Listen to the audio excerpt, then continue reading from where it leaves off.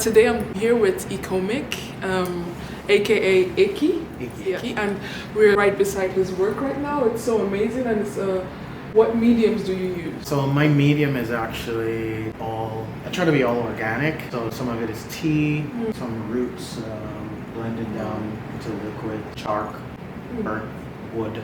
Just use materials. So I try to be as green as possible. So most of the work is say 60% green. So everything is recycled. And how long have you been practicing this kind of organic mode of creation? Actually, for a long time. Maybe even when I started art, just because I grew up on an island and resources are limited, so we always have the knowledge to use whatever you have. So sometimes we create our own pigments, sometimes we'll create our own pencils, paintbrushes, and just use what we have. I've been doing this style until I went to art school, and then I of course had different resources. I did go to art school at a younger age. This collection was geared to having anxieties. Most of my characters do have a very androgynous look, so no gender is the correct term. So I try to make them look as equal as possible. Have you ever experienced like an artist block? Does that exist for you?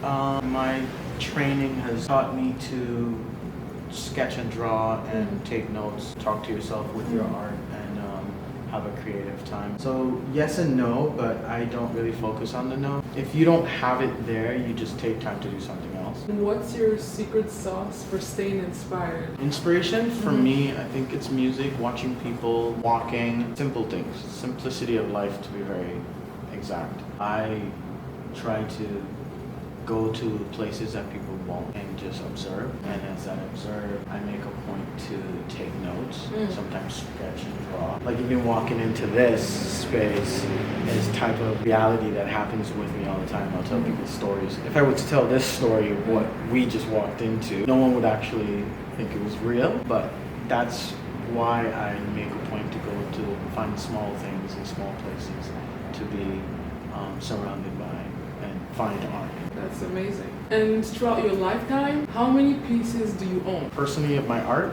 Yes, so have I created? How many pieces? I know every piece I've ever done. I don't know the number, but I can say well over 10,000 pieces. Are you maybe. serious? I would say everything is a piece of art, even if you write your name down. But I try to complete every sketch and every drawing professionally as like artwork.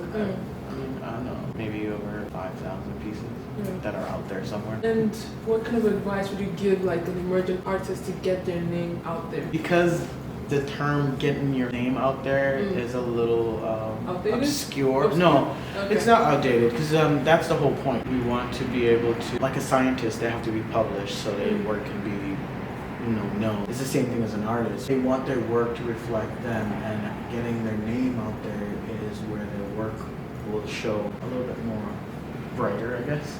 You shouldn't focus on you first. I would focus on the work and learning. So the more work you do, the more you learn. I'm still learning. I'm still learning how to create, how to be able to draw and paint, challenging myself. So everything that you do, you should make sure that it is a finished piece, even if you thought it was. I was given a story about that piece. So this one, the original one, I was walking and it blew away from my hand.